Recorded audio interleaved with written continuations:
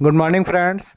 आज के इस वीडियो में हम आप लोगों को लेकर चलते हैं कैची धाम नीम करोरी बाबा, जिनके भक्तों की लिस्ट बहुत लंबी है। देश ही नहीं विदेश में भी लोग इनके भक्त हैं, जैसे कि एप्पल के संस्थापक स्टीव जॉब्स, फेसबुक के सीईओ मार्क जुकरबर्ग और अभी हाल ही में अक्षय कुमार और क्रिकेटर विराट कोहली, ये सब लोग यहाँ पे आए हैं।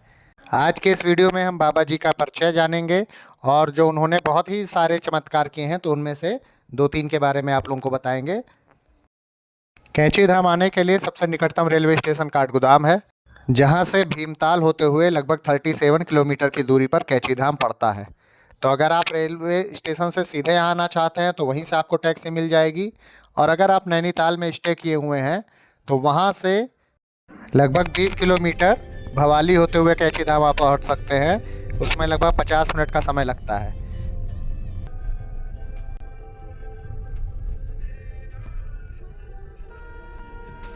ये देखिए, अब हम लोग कैची धाम पर पहुंच चुके हैं। ये वहाँ की कार की पार्किंग आपको दिख रही है, और यहाँ से अभी आपको ये मंदिर भी दिखाई पड़ रहा होगा। आपको मंदिर के दर्शन कराने से पहले आपको बाबा जी का एक थोड़ा सा परिचय और उनके कुछ चमत्कार के बारे में भी बता देते हैं।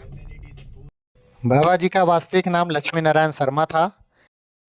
इनका जन्म सन 1900 के आसपास उत्तर प्रदेश के फिरोजाबाद शहर में अकबरपुर गांव में हुआ था। इन्होंने 17 वर्ष की आयु में ही अपना घर छोड़ दिया और सन्यासी का जीवन ये जीने लगे। इन्होंने हनुमान जी की उपासना की और कई चमत्कारी सिद्धियां इनको प्राप्त थीं। इन्होंने अपने जीवन काल में कुल 108 हनुमान मंदिर का निर्माण कराया। वैसे तो इनके आश्रम कई जगह हैं, लेकिन जो प्रमुख है वो ये नैनीताल का कैची धाम है, और अमेरिका के न्यू मैक्सिको में टाउन हाउस में भी एक स्थित है, एक गुजरात में है, वृंदावन में है, और लखनऊ में जो हनुमान सेतु मंदिर है वहाँ पर भी इनका आश्रम है। इनका नाम नीम करोरी बाबा कैसे पड़ा, उसके पीछे भी एक कथा प्रचलित है कि एक बार ये ट्रेन से कहीं जा रहे थे तो इनके पास ट्रेन में उचित टिकट नहीं था, तो टीटी महोदय ने इनको अगले स्टेशन नीम करोरी पे इनको उतार दिया, जो कि फर्रुखाबाद से लगभग 20 किलोमीटर की दूरी पर है, और अपने चिमटे को वहीं ज़मीन में गाड़ दिया और वहीं बैठ गए ध्यान मुद्रा में। उसके बाद जब ट्रेन चलने को हुई तो ट्रेन वहाँ से 1 इंच भी हिल नहीं पाई। लोग बहुत परेशान हुए कि ऐसा कैसे हो गया। तब एक व्यक्ति जो बाबा जी को पहचानता था, उन्होंने बताया कि बाबा जी की वजह से ऐसा हुआ है, अगर आप लोग जाके उनसे माफ़ी मांगें तो शायद ट्रेन यहाँ से चल पाए। तब उस ट्रेन के टीटी, गार्ड और ड्राइवर ये सभी गए, उन्होंने उनसे माफ़ी मांगा और फिर सम्मानपूर्वक उनको ट्रेन में बिठाया, तब जाके वहाँ से ट्रेन चल पाई। तभी से वो नीम करोरी बाबा नाम से प्रसिद्ध हो गए। एक बार जब ये यहाँ से गुजर रहे थे, जिसका नाम अब कैची धाम आश्रम है, तो उन्होंने वहीं रुककर पहाड़ी पर एक आदमी थे जिनका नाम कि पूरन था, उनको बुलाया, और वो आदमी आश्चर्यचकित हो गया कि ये तो पहली बार हम इनको देख रहे हैं, ये मेरा नाम कैसे जानते हैं। लेकिन महाराज जी वो समझ गए कि ये क्यों अचंभित हैं, तो उनको बताया कि तुम अचंभित ना हो, मैं तुमको जन्मों से जानता हूँ। फिर उसके बाद उन्होंने कहा कि मुझे भूख लगी है, मुझे कुछ खाना खिला दो नीम करोरी बाबा जी को। तो फिर वो अपने घर गए, उनके घर में जो कुछ भी बना था वो लाए और उनको भोजन कराया। उसके बाद गांव के 4-5 लोगों को बुलाकर उन्होंने कहा पूरन से कि यहाँ पर एक गुफ़ा है और उसके अंदर धूनी भी जमी हुई है और एक चिमटा भी गड़ा हुआ है। पूरन ने सोचा कि मैं तो यहाँ बचपन से रह रहा हूँ, मुझे तो ऐसी गुफ़ा के बारे में कुछ पता नहीं है। लेकिन बाबा जी के कहने पर उन्होंने वहाँ थोड़ा सा खुदाई की, पत्थर हटाया, तो देखा अंदर एक गुफ़ा है जहाँ पर एक धूनी भी जल रही है, जो कि लग रहा था कि अभी अभी जलाई गई है, और वहाँ पर एक चिमटा भी गड़ा हुआ था। बाबा जी ने बताया कि ये सोमवारी बाबा जी यहाँ पर तपस्या करते थे और ये उन्हीं के धूनी है, और यहाँ पे अब हनुमान जी की स्थापना तुम लोगों को करना है। तो उसके बाद यहाँ इस कैची धाम में हनुमान जी की स्थापना हुई और इस तरह ये कैची धाम आश्रम बना। एक बार एक गूंगा भक्त था, उन्होंने उस गूंगे भक्त से नाम पूछा तो वो गूंगा भक्त बोलकर अपना नाम बताया। इस तरह के बहुत सारे चमत्कार हैं बाबा जी के बारे में, जिसको अगर मैं बताने लगूंगा तो वीडियो ख़त्म ही नहीं होगा। इनकी किताबें वहाँ पर मिलती हैं, अगर आप लोगों को इनके बारे में जानने की उत्सुकता है तो वहाँ से आप कैची धाम से वो किताबें ले सकते हैं और उसको भी पढ़ सकते हैं। इस कैची धाम की स्थापना इन्होंने 15 जून सन 1962 में किया था।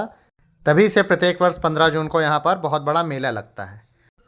इन्होंने लगभग यहाँ 10 साल निवास किया और अपने अंतिम समय में ये वृंदावन चले गए, और वहाँ पर 11 सितंबर सन 1973 को इन्होंने इस सांसारिक दुनिया को त्याग दिया। इस तरह इस वीडियो के माध्यम से मैंने नीम करोली बाबा के बारे में थोड़ा सा परिचय और उनके चमत्कार के बारे में बताने की कोशिश की है। और अब चलते हैं आगे, आप लोगों को दर्शन कराते हैं। ये है नीम करोली बाबा कैची धाम का मंदिर। यहाँ पर आश्रम भी बना है, जिसमें अगर आप रहना चाहें तो उसके लिए आपको एक पत्र देना होगा, और फिर यहाँ के कर्मचारी अगर देखेंगे कि आपको रहने की अनुमति दी जा सकती है तो फिर वो आपको पत्र के द्वारा सूचित कर देंगे। ये उसका मेन गेट है। मंदिर के सामने भी रहने के लिए और खाने के लिए बहुत सारी व्यवस्थाएं हैं। यहाँ मंदिर के बगल में प्रसाद की दुकान है, तो सबसे पहले हम यहाँ से प्रसाद ले लेते हैं, जिसमें हमको कुछ लड्डू, एक सेब और एक संतरा ये प्रसाद में मिलता है। यहाँ अपनी श्रद्धा के अनुसार आप प्रसाद ले सकते हैं। फिर उसके बाद हम लोग आगे चलते हैं। ये कैची धाम का मुख्य गेट है। यहाँ देखिए लिखा है श्री कैची धाम, और ऊपर हनुमान जी का पताका फहरा रहा था। और अब ये सीढ़ी से हम नीचे उतरेंगे। बीच में आपको यहाँ पे एक नदी दिखाई देगी, और इस नदी पे एक पुल बना हुआ है। इसी पुल से हम लोगों को वहाँ पे आश्रम तक जाना है, नीम करोली बाबा जी के पास। चलिए अब हम लोग चलते हैं आगे। आपको यहाँ बता दें कि इस जगह का नाम कैची धाम क्यों पड़ा। यहाँ जो दो पर्वतमालाएँ दिख रही हैं आपको, ये कैची शेप में है, इसीलिए इसका नाम कैची धाम पड़ा। और इन्हीं पर्वत के बीच से यहाँ पे नदी बहती रहती है, और नदी के जस्ट बगल में हमारा कैची धाम का आश्रम बना हुआ है। दर्शन कर लीजिए। जय बाबा नीम करोली महाराज की जय। यहाँ मंगलवार और शनिवार को बहुत भीड़ लगती है। आज शनिवार है। ये मंदिर का मेन गेट है। इसके बगल में ऊपर शूज़ उतारने का जगह है। अगर आप बाहर से आए हैं, बैग लाए हैं, तो अंदर बैग रखने का भी जगह है। ये मंदिर का मुख्य द्वार है। अब इसके आगे फ़ोटोग्राफी और वीडियोग्राफी मना है, इसलिए अंदर की फ़ोटो आपको हम नहीं दिखा सकते हैं। यहाँ से वापस मेन रोड का जो नज़ारा है वो भी आपको दिखा देते हैं। ये वाला पुल हम लोग क्रॉस करके आए हैं। ऊपर आपको सड़क दिख रही है, बगल में ये नदी बह रही है, और इस नदी के ठीक बगल में हमारा एक कैची धाम आश्रम है। जय हो नीम करोली बाबा की।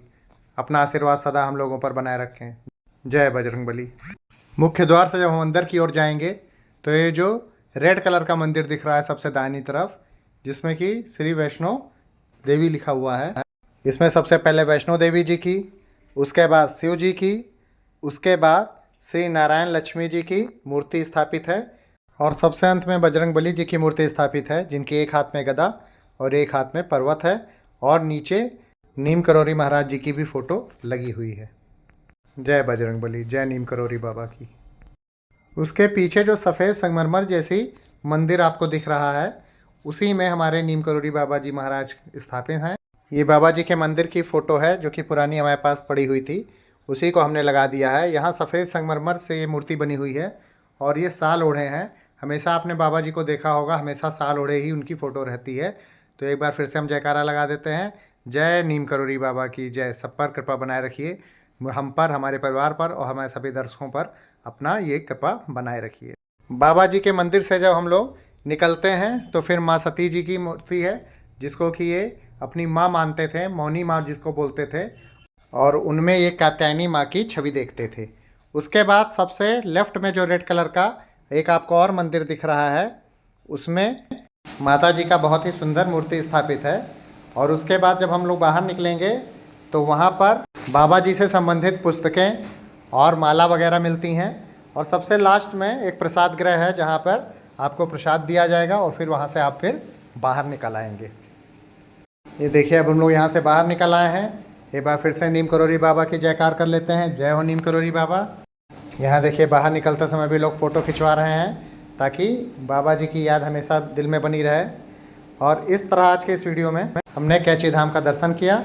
अब हम लोग आपसे मिलते हैं नेक्स्ट वीडियो में। Thank you.